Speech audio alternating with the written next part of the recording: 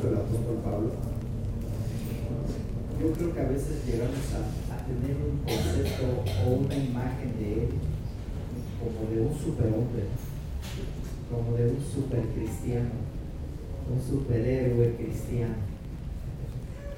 ¿Por qué? Porque resaltamos muchas las virtudes en cuanto a lo que él hizo, en cuanto a lo que Dios lo utilizó, obviamente, al grado de, y dispuesto a hacer muchas cosas por causa del Evangelio, al grado de ofrecer su propia vida por causa del Evangelio, porque al final de cuentas fue sacrificado por causa del Evangelio, fue decapitado, y eso pues nos da una imagen de Pablo en pensar en él como un hombre, un superhombre, ¿no? Pero también era un ser humano. O sea, ciertamente él predicó el Evangelio, ciertamente recibió revelaciones. El mismo apóstol Pedro reconoce las revelaciones en una de sus cartas y le dice Pedro que dice, de las cosas que también nuestro hermano Pablo nos ha hablado o ha escrito, dice que aunque algunas de ellas son muy difíciles de entender, decía el apóstol Pedro en uno de sus escritos, ¿no? También lo identificaba o lo reconocía el apóstol Pedro a Pablo en cuanto a su capacidad que tenía, porque sí tenía una capacidad tremenda este hombre, ¿no? Pero en medio de todo esto, también se dolía. También tenía momentos difíciles. Analizando cómo surge, cómo nace la iglesia de Corinto, de verdad nos damos cuenta que no fue nada fácil. Él venía de haberse corrido de Atenas. De hecho, de los apóstoles dice que antes de llegar a Corinto, primero pasó por Atenas. Y ahí en Atenas le dijeron, ¿sabes qué? No nos interesa tu mensaje, no te queremos aquí, vete de acá. Prácticamente lo corrieron y pues se fue. Cuando llega a Corinto, empieza a predicar en la sinagoga por varios sábados o por varias ocasiones, y llega un momento en que también lo corren y le dicen, ¿sabes qué? No te queremos ver aquí, vete de acá. Lo corrieron y se va a la casa de, ya sabemos la historia, ¿no? De al lado de Justo, si se acuerdan, y ahí sigue predicando,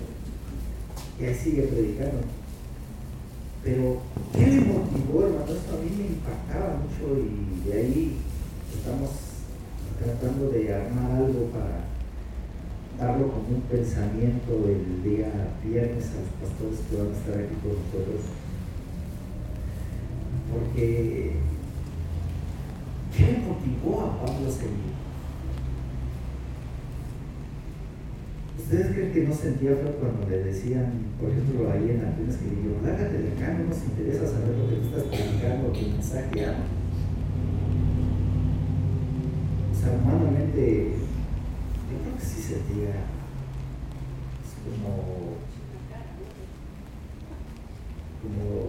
¿cómo creen que ustedes que sentían? Decepción.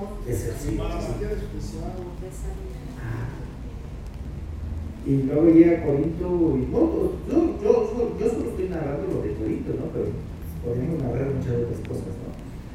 De tal manera que allá escribe una segunda carta, da una descripción de lo que, capítulo 11, si no mal recuerdo, de lo que él atravesó, ¿no? De lo que él pasó, desvelos, una vez fue apedreado y lo vieron casi ya como muerto, otra vez descolgado por un muro porque estaban buscándolo para matarlo, etcétera, etcétera. Hace ahí toda una descripción. Pero yo me preguntaba y analizaba esto, ¿qué fue? O sea, ¿por qué siempre tuvo? Hay dos razones principales. O sea, pueden haber muchas más, pero lo que yo encuentro de acuerdo a la palabra del Señor, hablando de Corinto, por ejemplo, hablando en términos generales, es que él sabía que el Señor lo había llamado. Y que el Señor se lo dijo claramente cuando lo llamó. ¿Sí? El Señor se lo dijo claramente cuando lo llamó.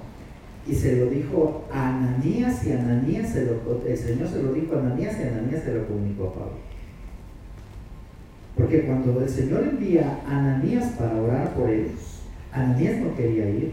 Y le dijo: no, Señor, ¿cómo me mandas a orar por Saulo si es un perseguidor de la iglesia? Y el Señor Jesucristo le dice: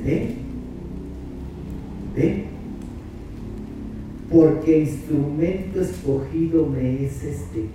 Así le dijo, ¿verdad? Instrumento escogido me es este.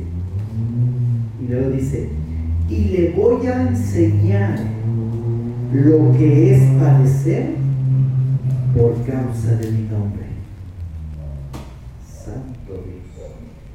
Entonces llega Ananías y le dice: hermano Saulo, cuando llegó, hermano Saulo, sí, soy yo, porque pues no veía. Sí, soy yo, pásale, ¿quién eres? Soy Ananías. El Señor me ha enviado a orar por ti, pero me mandó diciéndote que te dijera este mensaje.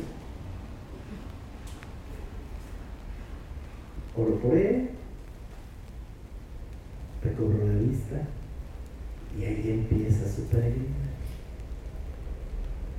Él tenía esa convicción, él sabía. Esa es una de las razones principales. La otra razón es que él siempre estuvo confiando y esperando en el Señor aún en momentos difíciles. Yo me imagino la situación de Pablo cuando había sido corrido, hablando de Corinto otra vez, corrido de Atenas. Llega a Corinto y también lo echan para afuera de la sinagoga, etcétera, etcétera. Si Dios tuvo que hablarle, porque Dios ahí le habló tremendamente, dice Hechos de los Apóstoles capítulo 18, que el Señor le dijo: no tengas temor. ¿Por qué cree usted que le dijo el Señor que no tuviera temor?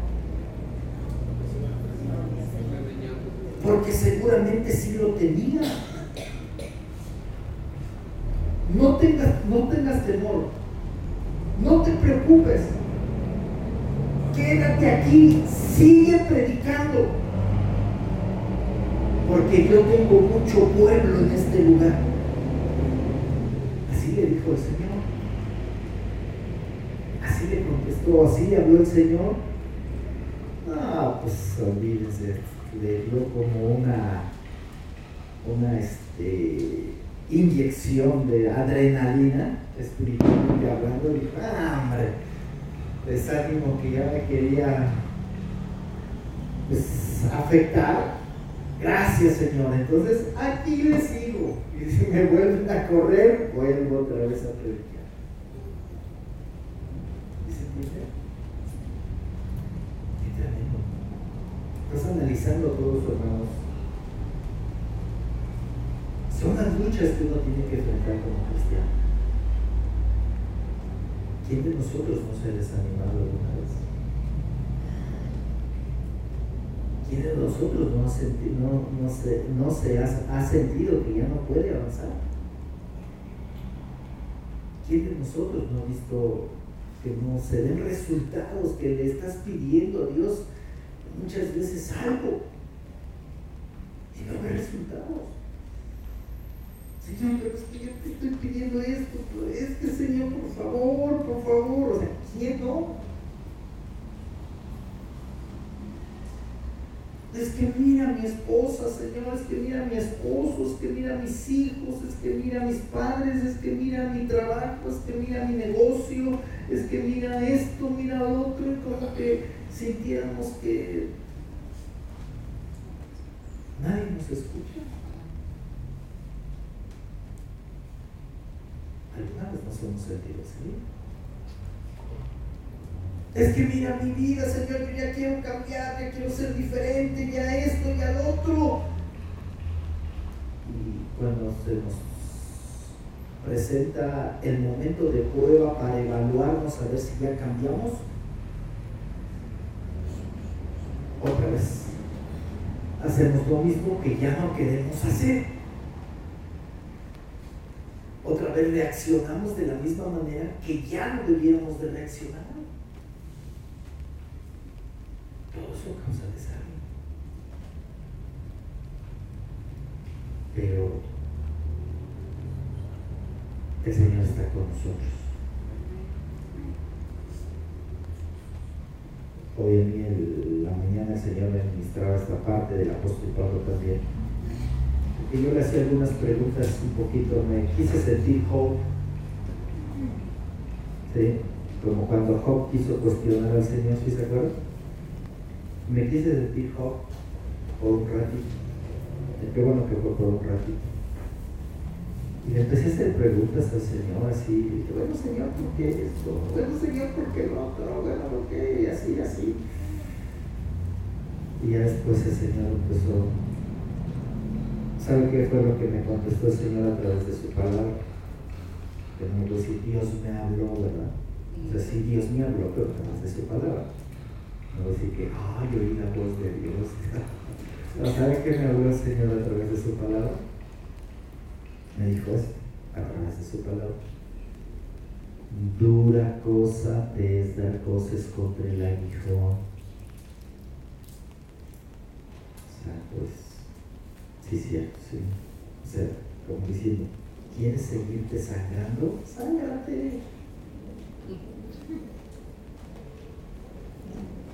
Porque eso es lo que es darse coces contra el aguijón. No sé si en otra versión, a ver si me encuentran esa escritura en una versión más actualizada. Eso es lo que le dijo el Señor al apóstol Pablo, ¿verdad? Dura cosa te es dar coces contra el aguijón. Y ya se los he explicado, es que antiguamente en las yuntas, cuando querían adiestrar a un animal recién ingresado a las filas de las yuntas, siempre se ponía rebelde cuando le ponían el yugo.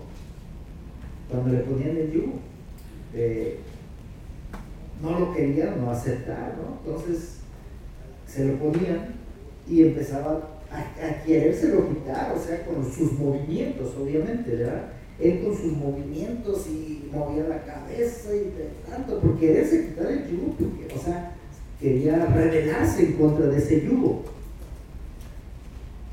Las personas, los campesinos de aquel entonces, ponían unos aguijones en las partes de atrás de ese tipo de herramientas de trabajo, y en esos aguijones, o sea, eran unas, digamos, como unas pequeñas púas o agujas o algo así, ¿verdad? Como púas en la parte de atrás, de tal manera, muy filosas, obviamente, con mucha punta, quiero decir, de tal manera que el animal, cada que se movía para quererse zafar del yugo, obviamente cada movimiento se daba un coce. ¿Sí sabe lo que es un coce? O sea, esto es un coce, mire, hacer así. Este es un coce. El aguijón que ponían ahí, pues él se estaba golpeando ahí. Entonces imagínense, cada que se hacía esos movimientos, ¿qué pasaba? Se lastimaba, se sangraba. Entonces por eso el Señor le dijo, dura cosa te es dar coces contra el aguijón. Y eso el Señor me hablaba en su palabra en la mañana, decía, si seguirte sangrando, síguete sangrando. Sí, cierto, Señor, perdóname porque yo te cuestiono en cosas que solo tú sabes por qué. Y punto. Yo tengo que seguir haciendo lo que tengo que hacer y esperar, Señor, el tiempo en el que tú quieras hacer las cosas. No va a ser cuando yo quiera. Y a veces ese es el punto. que queremos que las cosas se hagan cuando yo las quiero. ¿No es cierto? Pero a veces el Señor dice, no, las cosas, el Señor no trabaja así. Desafortunadamente hoy en día el Evangelio se ha contaminado tanto que la gente hasta le ordena al Señor y le cuenta al Señor, le cuenta a Dios. ¿Sí? Señor, yo declaro esto, yo oro por este, y a la cuenta de 3, a la cuenta de 3 o a la cuenta de 7, casi siempre cuentan a la cuenta de 3 o a la cuenta de 7. Y a la cuenta de 3 y a la cuenta de 7, yo sé que va a recibir, y yo sé que tú vas a hacer, y yo sé que, y ordeno, y que a la cuenta de 3, y 1, y 2, y 3. ¿Quién soy yo? ¿Quién eres tú para ordenarle al Señor lo que tiene que hacer? Él va a hacer las cosas cuando Él quiera, como Él quiera. Amén. Entonces, no nos sangremos. No nos sangremos queriendo cuestionar a Dios.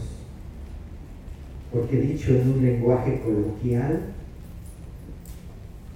dar cosas contra el aguijón es ponerte con Sansón a las patadas. ¿Verdad que es más entendible así? ¿Cómo dice una versión? No, es la versión de la dice que cosas es una sacudida violenta.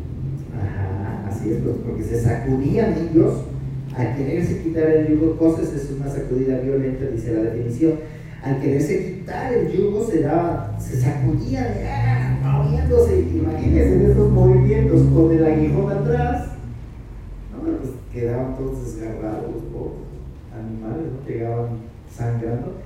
Pues llegaba un momento en que detectaban que mientras más se movían, más bruscamente se movían, más se sangraban, y ya llegaba un momento en que ya no se movían mejor y caminaban con el yugo.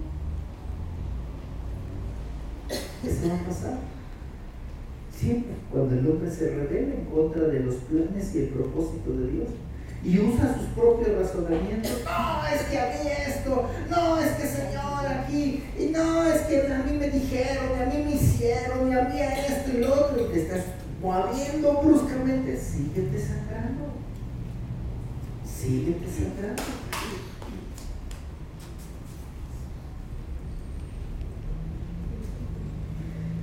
Pablo tuvo esas experiencias y por eso esas recomendaciones, amados hermanos, en la carta a los Corintios,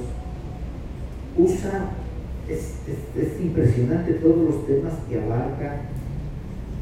Porque imagínense, el trabajo, yo analizaba esto, en los trabajos que pasó, humanamente hablando, para fundar esa iglesia. Y luego se va de Corinto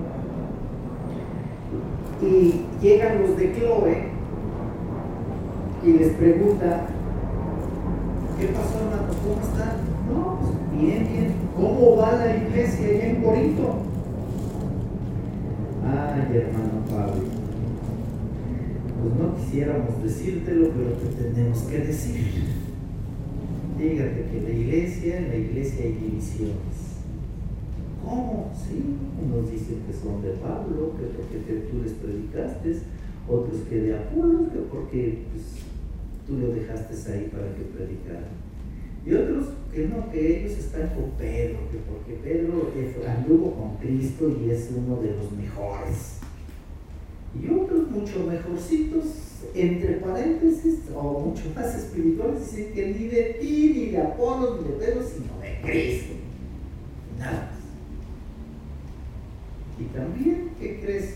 Hay inmoralidad. ¿Cómo que hay inmoralidad? Sí, mira, se está practicando esto. Y también hay situaciones de matrimonio. Y también hay y toda una lista de deficiencias. Que por eso Pablo tiene que empezar a escribir. Y aquí está una carta que te mandan para que tú digas, a ver, que hay muchas preguntas y nos digas a ver qué vamos a hacer con todo este broncón, porque tenemos un problemón ahí. Ya no sabemos qué hacer. Porque aquí en esta epístola trata de todos esos puntos de división, de inmoralidad, de problemas en el matrimonio, que algunos querían tener 2 o 3 esposas, estando dentro de la misma congregación todavía, cómo se tenían que comportar unos u otros, o sea, una serie de mezclas de lo sacrificado que va a tratar el capítulo 8, de lo sacrificado a los ídolos, que no, que porque si debes de comer esto, si no debes de comer aquello, que si esto, que si lo otro, que de los dones también ahí en el capítulo, de la cena del Señor, porque en la cena del Señor era todo una pachanga. Capítulo 11 trata todo el capítulo 11 de 1 Corintios del apóstol Pablo para hablar de la cena del Señor y el desorden que hacían para hacer la cena del Señor. Y les dice, ¿cómo es posible que tomen la cena del Señor indignamente? ¿Qué nos saben que la cena del Señor se debe tomar así? Y si alguno de ustedes quiere ocupar eso para hacer sus pachangas, coma en su casa y haga esto y haga lo otro, los exhorta. Después en los dones, porque era un caos en los dones. Había gente ahí que tenía dones, pero todos querían, por ejemplo, el que hablaba en lenguas que son idiomas, ya llegaremos a su momento para explicarle eso. Quería hablar, el otro quería profetizar al mismo tiempo, el otro quería hacer eso, y era un desorden. Y hasta él dice, ¿qué va a pasar si llega un incrédulo y los ve con ese desorden? Así, estos están locos, ahí nos vemos. ¿Se imaginan toda esa problemática? Yo creo que cualquier pastor ahí dice, no háganse bolas, ahí nos vemos, ¿verdad?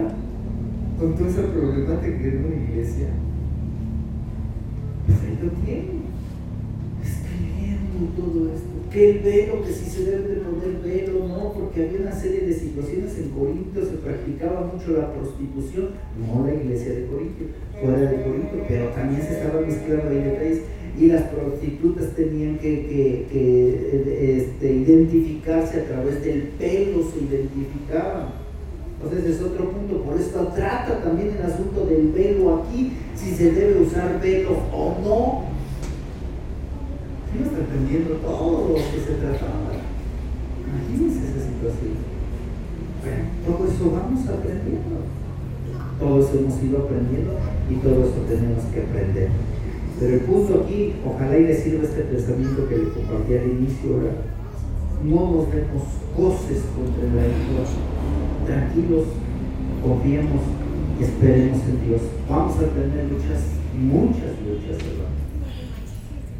Pero hay que aprender a esperar en el Señor. Amén. Vamos a aprender a esperar en el Señor. Y ya le ampliaré esto más adelante, pero ahorita vamos rápido. ¿Ya tienes su Biblia? Solo estaba esperando que abriera su Biblia en 1 Corintios capítulo 7, por eso me tomé toda esta introducción. Ya abrió su Biblia, 1 Corintios capítulo 7. Ese como no me dicen amén, digo, no, pues a lo mejor no la han abierto y les estoy dando tiempo porque a lo mejor andan buscando 1 Corintios allá por Génesis. No. ¿Ya están listos?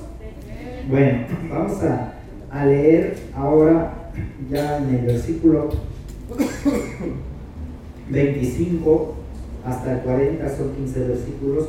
Aquí no hay mucho que ahondar, hermano, solo cosas, vamos, está muy legible, muy entendible, quiero decir, no hay mucha profundidad al respecto, solo quiero destacar 2 o 3 cosas. Dice, pero en cuanto al celibato, no tengo, yo estoy leyendo la versión Peshitta, por favor, a lo mejor difieren algún poquito en su versión, pero es muy entendible también esta versión. Pero en cuanto al celibato, no tengo ordenanza de parte de Dios, pero doy consejo como hombre que ha alcanzado misericordia de Dios para ser digno de confianza. Y pienso que esto es bueno debido a la exigencia de los tiempos, que mejor le es al hombre permanecer como está, o sea, soltero. ¿Está ligado a esposa? Si estás ligado a esposa, aquí hace la pregunta, o sea, que tú te quedes como estás, ya no le busques. Si ya tienes esposa, no busques divorciarte. Si no tienes esposa, dice, pues piénsale muy bien. Si quieres conseguir esposo o esposa, piénsale. Ahorita vas a ver por qué lo dice. ¿Estás ligado a esposa? No pretendas separarte, o sea, ya no le muevas. Quédese ahí tranquilo, échale ganas. ¿Estás libre de esposa? Pues no procures esposa. Ay, ¿qué pasó, pastor? Ahí pues sí, ¿no? Los que no tienen esposa, ¿verdad? Ay, ¿qué pasó? Pues, si estoy haciendo mi luchita y quiero hacer mi luchita. Bueno, ahorita lo vas a entender. Ahorita lo vas a entender por qué lo dice. No obstante, si te casas, dice, no pecas. O sea, si tú quieres, y dice, estoy haciendo mi luchita y yo espero en Dios, y bueno, ojalá lo hagas en Dios. Pues si te llegas a casar, pues no vas a pecar, pero te tienes que casar. Sí, te tienes que casar para hacer las cosas bien. Dice, habla acerca de los varones, dice, y si una mujer soltera se casa, pues tampoco peca. Sin embargo, los tales tendrán aflicción de la carne y yo deseo evitárselas. Ahorita lo voy a explicar qué es eso, porque cuando lo leemos así literalmente, pues qué aflicción de la carne será el casarse. A ver, ¿los recién casados tienen aflicción en la carne? No. ¿Quién tiene aflicción en la carne de recién casado? ¿Quién tiene aflicción en la carne de recién casado? Te voy a explicar qué es eso, a qué se refiere, por qué lo dijo el apóstol Pablo. Porque, bueno, dice, hermanos, verso 29, hermanos míos, esto digo de ahora en adelante, el tiempo es corto o está acortado, dice esta versión, para que los que tienen esposa sean como si no la tuvieran, los que lloran como si no lloran, los que se alegran como si no se alegraran, los que compran como si nada poseyeran. Y los que tienen trato con este mundo, no hagan trato más allá de lo que es conveniente. O sea, no te metas en deudas, no te metas en negocios que después esos negocios te absorban. Ahorita lo voy a explicar por qué habló así Pablo. Porque así como que se nos hace ilógico. Bueno, ¿qué nos estás diciendo, hermano Pablo? Que pues entonces yo haga como que si ya no tengo esposa. O que mi esposa haga como que si ya no tiene su esposo, ¿verdad? O que los padres hagan como si ya, que ya no tienen hijos, o que los hijos hagan que ya no tienen padre. Mira, este hermano dijo, ¿verdad? No, ¿verdad? Bueno, dice el verso 30 y 34, voy a llegar al 40 y te lo explico rápidamente. Porque hay una diferencia entre la mujer casada y la soltera, la que no tiene esposo. Dice, tiene cuidado de, o sea, la mujer soltera dice que tiene cuidado de su Señor para ser santa en su cuerpo y en su espíritu, pero la que tiene esposo tiene cuidado de las cosas del mundo, de cómo agradar a su esposo. En eso sí tiene razón, y mucha razón. Ahorita seguimos. De cómo agradar a quién, a su esposo. No obstante, yo digo esto para su propio provecho, no para imponerles restricción. O sea, en otras palabras, aquí Pablo está haciendo una sugerencia, no dando un mandamiento, no recordando ningún mandamiento, ni estableciendo mandamiento, por decir algo, de parte del Señor, sino aquí está dando como una sugerencia. Por eso dice, yo digo esto para su propio provecho, no para imponerles restricciones o restricción, sino para que sean fieles a su Señor decorosamente, no teniendo cuidado del mundo. Pero si alguno considera que es motivo de burla para su hija, aquí ya está hablando para el caso de las mujeres, de los hombres o de los padres, de los padres que también acostumbraban a comprometer a sus hijas en casamiento.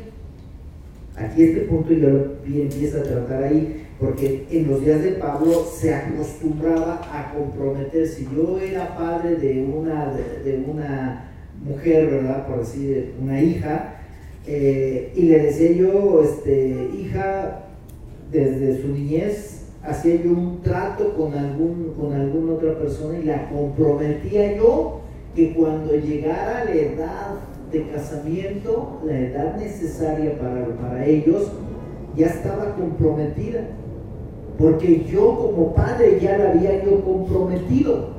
Todavía en los días del apóstol Pablo se acostumbraba mucho esto, aunque también hoy en día se sigue acostumbrando allá en las provincias, en los pueblos donde se basan en los usos y costumbres. Todavía hay este tipo de situaciones, ¿eh? Bueno, aquí se está refiriendo a este caso. Le hago la aclaración para que entendamos este punto nada más. Entonces, dice, pero si alguno considera que es motivo de burla para su hija soltera que haya pasado su tiempo sin haber sido ella dada en matrimonio, siendo conveniente darla, haga como desee, no peca para que se case. O sea, si tú quieres, adelante. Si tú quieres dejarla que no se case, déjala. Pero si tú quieres, dala que se case.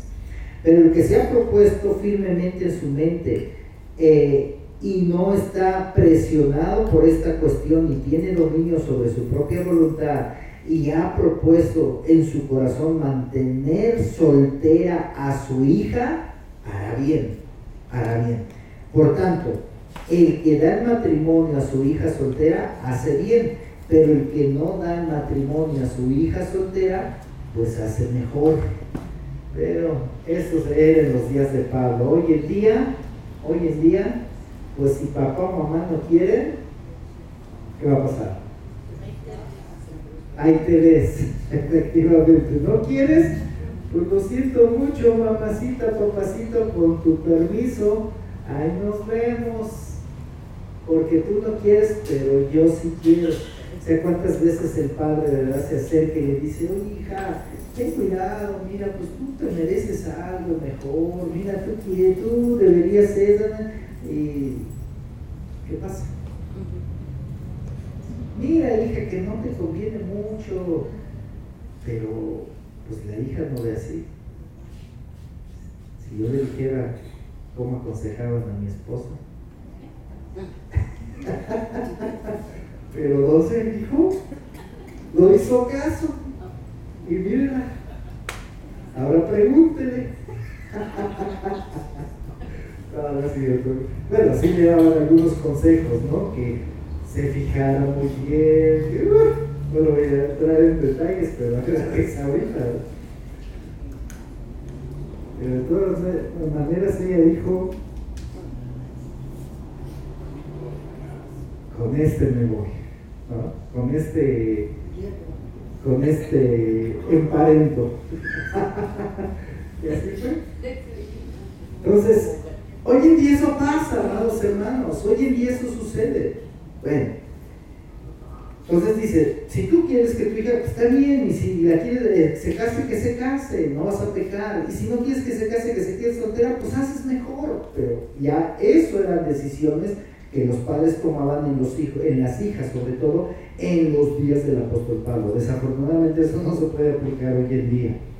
La mujer casada está ligada por ley mientras está vivo su marido, pero si su marido muere, ella es libre para casarse con quien desee, solo que sea nuestro Señor. Me gusta mucho esto que dice aquí el apóstol Pablo, porque lo aclara. O sea, dice, debe de casarse con quien desee, pero lo tiene que hacer, en otras palabras, en la guianza del Señor.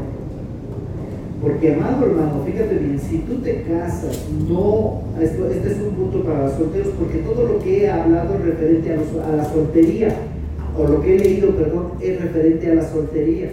Si tú eres soltero, Pablo empieza diciendo, mira, si tú eres soltero, pues mejor quédate tranquilo, ¿para qué te metes en broncas? ¿No está diciendo?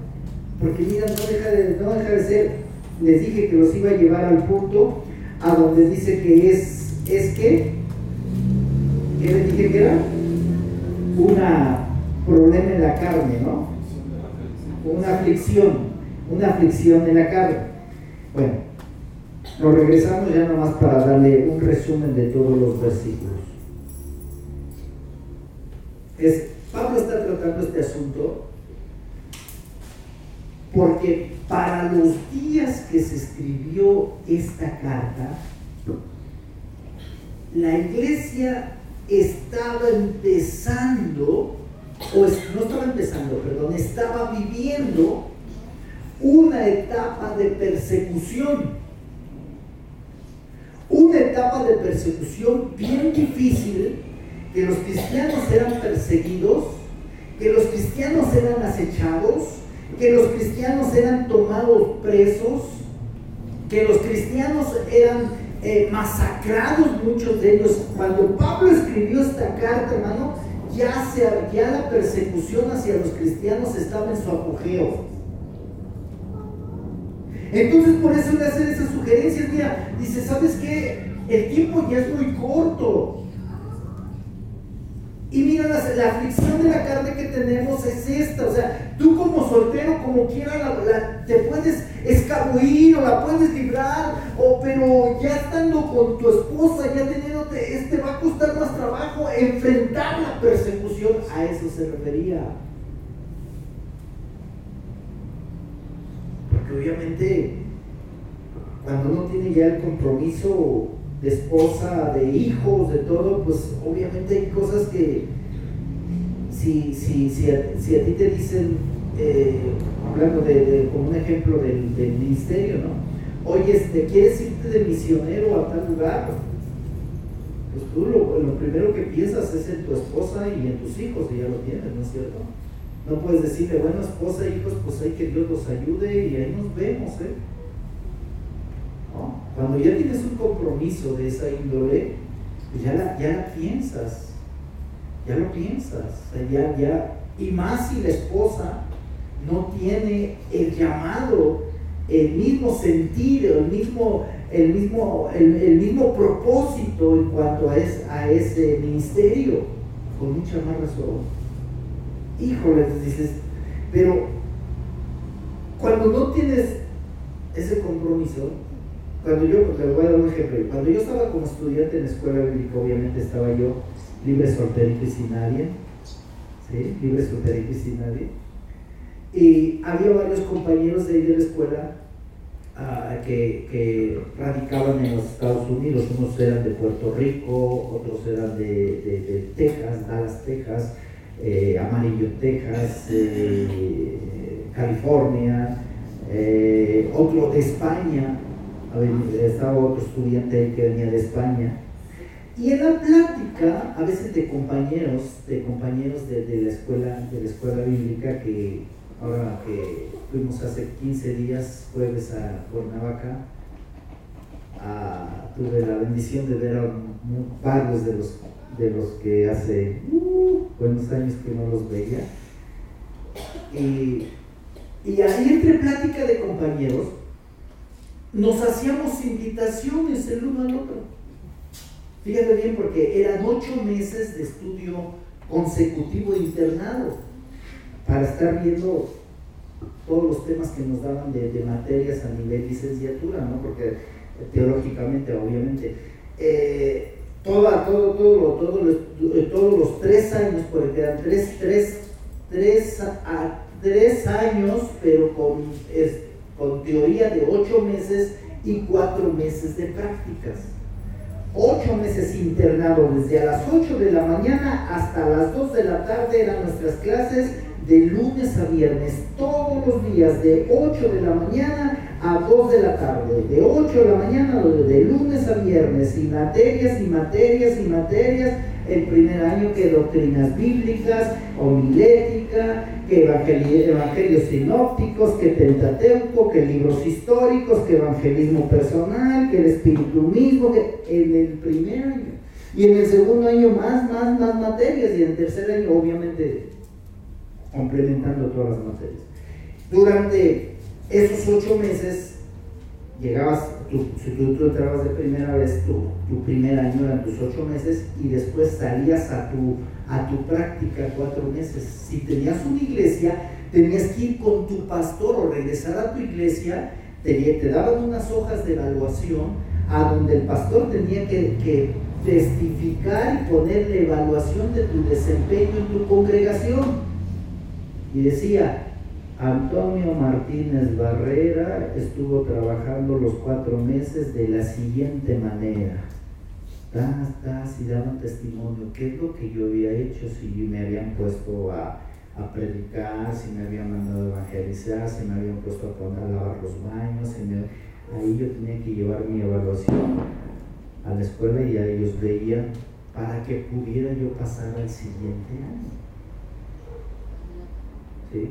Al siguiente año. Bueno, en ese lapso, la mayoría éramos solteros, habría como unos 5 matrimonios nada más en el periodo que yo estuve. Y nos hacíamos planes. ¿Qué vas a hacer ahora que salgas? Yo déjenme decirle que yo estaba bien, en ese sentido, entre paréntesis digo bien, porque yo no tenía pastor. Yo cuando me fui ahí, yo me fui por recomendación de un pastor, pero él no era mi pastor. O sea, yo llegué ahí, ahora sí que sin pastor. Ya después me adoptaron, vamos a decirlo así, o me tomaron como parte de mi pastor, que fue el pastor Filiberto Pacheco. Cuando yo estaba ahí, pues hacía unos planes. Y yo me acuerdo mucho de un amigo de Texas que me decía, oye Antonio, ¿no te gustaría irte a Texas a trabajar con nosotros? ¿Y qué creen que le dije? Sí, la verdad es que yo dije sí. Dice, mira, mi papá va a venir a la convención, porque se hacía una convención en determinadas fechas. Mi papá va a venir a la convención y ya le dije por carta, porque pues todavía no había los celulares y todo ese rollo, ¿no? Ya puras cartas, ya le dije por carta, ya le hablé de ti y me dice que quiere platicar contigo. Muy bien. Y llegó su papá a la convención, ¿verdad? Llegó su papá a la convención y ya me presentó él, mira, este papá, mira, es el del joven que te había hablado, así, ya sabes. Ah, qué bueno, mucho gusto, y esto y lo otro. No, qué bueno, si vas para allá con nosotros, tenemos mucho trabajo, mira que la obra está creciendo y tenemos que una misión en tal lado, otra misión en tal lado, y no, allá hay trabajo de sobra, te esperamos, bla, bla, bla. Entonces yo le decía, pero ¿cómo lo voy a hacer para...? No te preocupes, yo voy a hacer una carta y con esa carta tú vas a ir a la embajada y con esa mail y eso te van a dar a la libertad para que tú puedas entrar y legalmente todo. Dije, va a estar bien suave. Y ya me veía yo en Texas, hermano. Ya me veía yo en Texas predicando. Ellos eran de Dallas, Texas. Ya me veía yo ahí predicando. Digo, wow. Pero como soltero, hacías esos planes y decías, pues, ¿qué me detiene? ¿Qué me detiene? ¿No es cierto? Y ahí el que estaba de España también invitaba a medio mundo. ¿De cuántos fueron? Eso sí, quién sabe. Pero, oye, vamos a España. Sí, vámonos a España y esto y lo otro. Y aquí y allá. Había como 2 o 3 también de Guatemala. No, pues ustedes, no, ¿podemos ir contigo a Guatemala? Sí, vámonos a Guatemala. Es más, cuando salías de la escuela ya después de haber terminado la escuela, siempre eran pláticas y planes. Nos vamos a visitar, hábleme por teléfono, escríbeme, y allá te esperamos, y vamos a organizar una campaña, y vamos a hacer esto y lo otro, y allá. ¿Pero qué cree? Que la mayoría empezábamos a casarnos. ¿Y qué creen? ¿Ya les estoy entendiendo? Y después ya cuando, oye, ¿qué pasó cuando vienes? Y que, no, que crees, yo no puedo. ¿Por qué? Ya me casé. ¿Cómo es? Sí, ya lo vamos a ver. ¿De verdad? No, es que ya me casé, no, pues es que, bueno, está bien, bueno, pues ahí nos escribimos, ahí, etcétera, etcétera. Pablo trataba de decirles esto, o sea, cuando el tiempo está muy corto, ya no podemos, les decía, la situación que estamos viviendo ahorita, Pablo les decía, la situación que estamos viviendo ahorita de persecución, de verdad, Mejor aguántate, quédate así como estás, espérate, porque no sé, Pablo estaba tratando de decir, no sabemos cómo nos viene la situación más adelante. Esto es a lo que se refería aflicción de carne. ¿Ya me está entendiendo? Esa era la aflicción de carne. O sea, al ratito te vas a meter en problemas, te vas a meter en situación, mejor aguántale, espérate. Y por eso dice, mejor mire, el que está casado, pues ya te casaste y ya te aguantas, ¿no? Ya te casaste y ya te aguantas, ¿no? Así es que dice Pablo, el que ya se casó, aguántese. El que no se ha casado, pues piénsale, porque de verdad que él les da estas recomendaciones no porque sea malo o pecado el casarse, ¿no? Es una bendición, pero la Biblia dice que haya esposa, haga el bien. ¿No lo dice así? El que haya esposa, haya el bien. ¿Es una bendición? Sí, es una bendición, porque si no Dios no lo hubiera establecido. Pero en los días del apóstol Pablo estaba la iglesia pasando por esa situación que les dice, miren, tomen las cosas con calma. Si estás soltero, aguántate, analízalo, piénsalo. Pero si tú dices, no, ya me quiero, bueno, pues no vas a pecar, pues si quieres casarte, cásate. No vas a pecar. Pero esta era la situación que estaban viviendo en esos días. Por eso Pablo hace estas recomendaciones y muy definidas, muy acertadas, y claramente lo dice, es como sugerencia, y le hace la aclaración, no es mandamiento del Señor, yo les estoy sugiriendo en base, imagínense, en base a también dando testimonio de lo que él podía desplazarse estando solo. Imagínense si Pablo, cuando naufragó, por ejemplo, porque él pasó por diferentes situaciones dentro de esas situaciones naufragó. Imagínense que fuera la esposa con él o alguno de sus hijos. Ay, eso es tremendo, ¿no?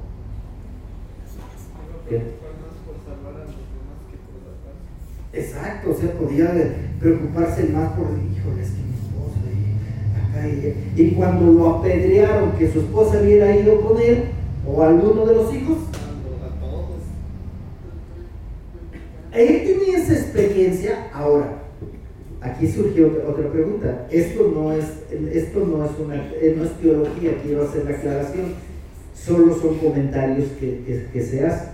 ¿Usted cree que el apóstol Pablo haya tenido esposa o no? A ver, levante su mano. Que tuvo, no aquí cuando escribe la carta, que tuvo esposa o no tuvo esposa, o siempre fue solterito. No, sí tuvo, por eso ya recomendaba no casarse. ¿Cuántos creen que sí haya tenido esposa? Pues no cuando el Señor lo salvó, no menciona a su esposa, pero ¿cuántos creen que sí haya tenido una esposa? Baje su manita. ¿Cuántos creen que no haya tenido una esposa de por sí? Bueno, pues hay argumentos para creer que sí tuvo esposa. No se sabe si haya enviudado o la razón o que si lo hayan dejado o divorciados de él, no se sabe. Pero uno de los argumentos de peso para entender que sí tuvo esposa es que él expresa y dice que era fariseo de fariseos y era miembro del Sanedrín, y según las leyes de los judíos ninguno podía ser miembro del Sanedrín si no era casado. Ese es uno de los argumentos más de peso. Ahora, no se sabe qué le pasó con la esposa, si enviudó o por algún motivo se separaron, pero lo cierto es que cuando el Señor lo alcanzó, yo inclusive he escuchado o leído, no recuerdo exactamente bien, que hay alguien que expresó y dijo que la esposa lo dejó por causa del Evangelio. Yo no le doy mucha credibilidad a ese punto, ¿no? Pero dice que la esposa lo dejó a partir de que se convirtió al Evangelio, que la esposa no estuvo de acuerdo en eso y dijo, pues si tú quieres seguir ese camino, síguele solo, yo no te sigo. Probablemente, pero digo, yo no le doy mucho peso, No porque no se den esos casos, porque sí se han dado esos casos. Pues es que perdió todos sus privilegios como judío. Ajá, pero voy para allá.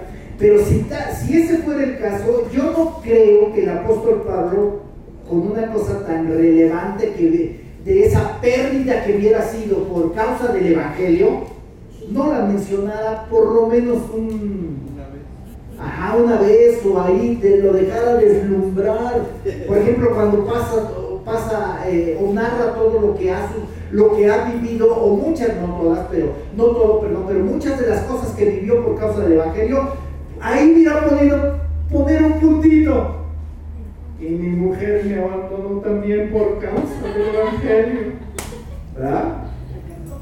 Por eso es que le digo que para mí no es de mucho peso eso, que ese haya sido el motivo, porque yo creo que sí lo hubiera de haber mencionado. Si ese haya sido el motivo, por lo menos hubiera dejado en alguno de las epístolas algo, una lucecita ahí al respecto. Yo creo que realmente él olvidó o se separó desde antes de llegar al evangelio. Desde antes. Entonces ya cuando llega al evangelio, pues llega soltero. Y él dice en uno de sus escritos, dice: ¿ustedes creen que no también nosotros somos dignos de tener una esposa? Así lo dice. ¿Ustedes creen que no nosotros también en esto, nosotros también en aquello? Dice: no, ¿cómo de que no? Pero ¿por qué no lo hizo él? Pues porque Dios le dio el don de continencia, como lo dice aquí en esta misma carta.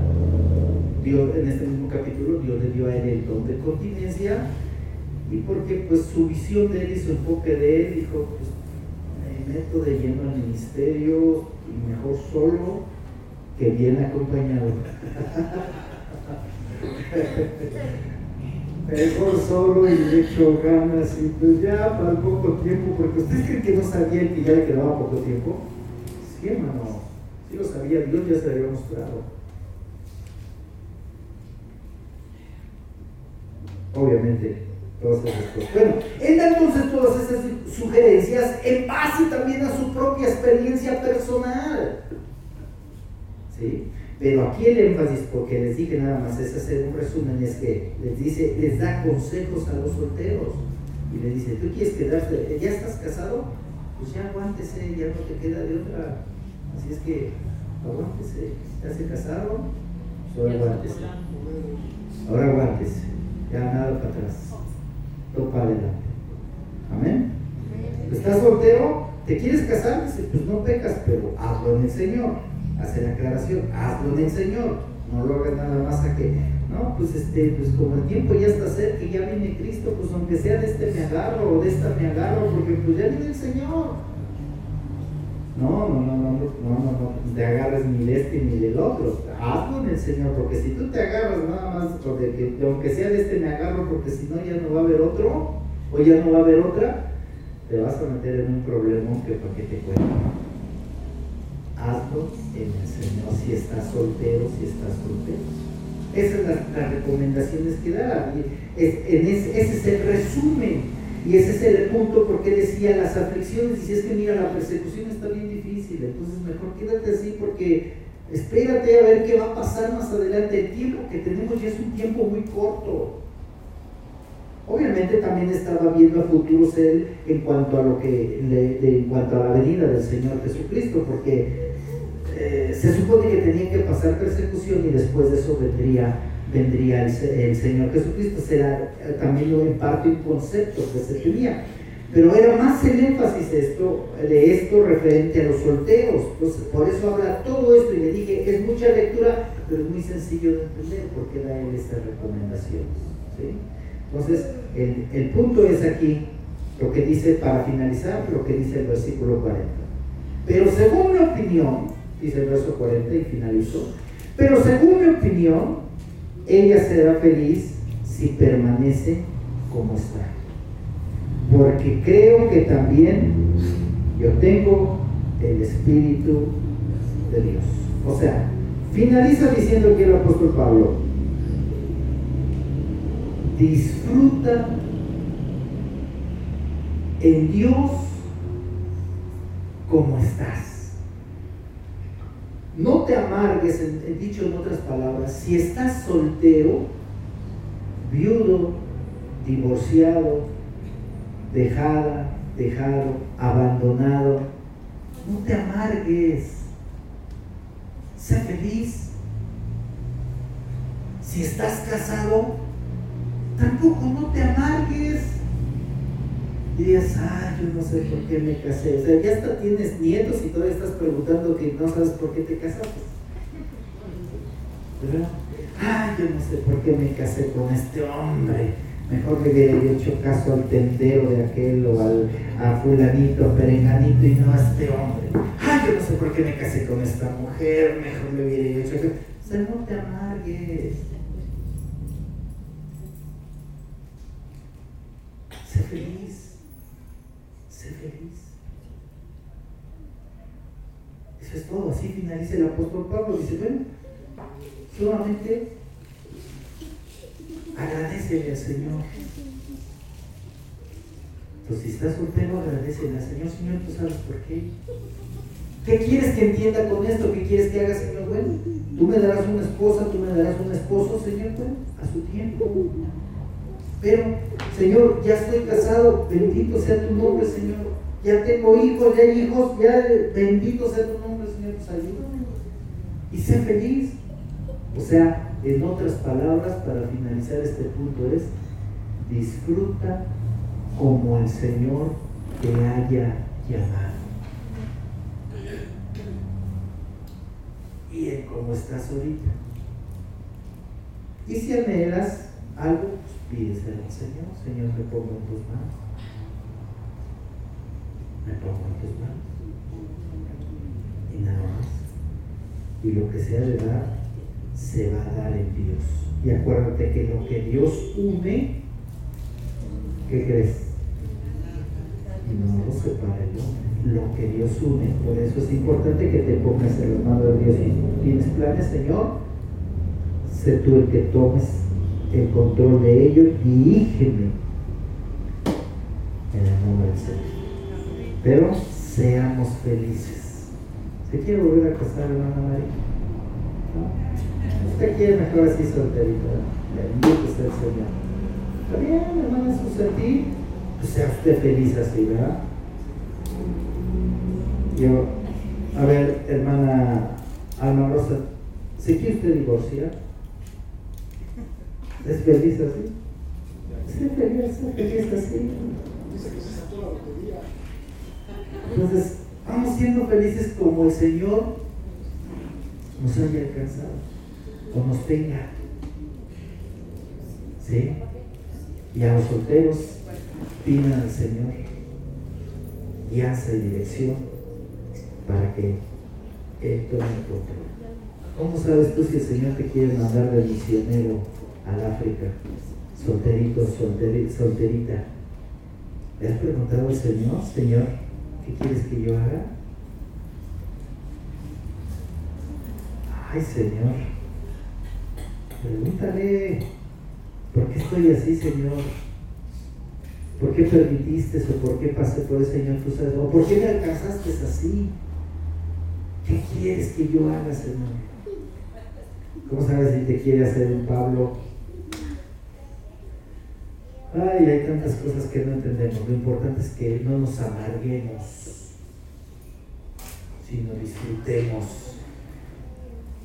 Si eres casado, disfruta tu matrimonio. Ay, el pastor está predicando esto porque ya viene San Valentín. No, San Valentín es comercial. Disfruta tu matrimonio, sea el 14, no sea el 14. Disfruta esto, disfrútalo. Amén. Hay quienes nada más quieren disfrutarlo el 14, nada más quieren regalar flores el 14 y todo el resto del año nada, ni siquiera un chuchuluco ni una cempasúchil o cómo se llama, nada. Entonces, si estás casado, pues disfruta tu matrimonio, hermano. Estás soltero, disfruta tu soltería, dándole gracias a Dios. Amén. Póngase de pie. Padre, te damos gracias en esta noche por tu palabra. Todas estas verdades que están escritas en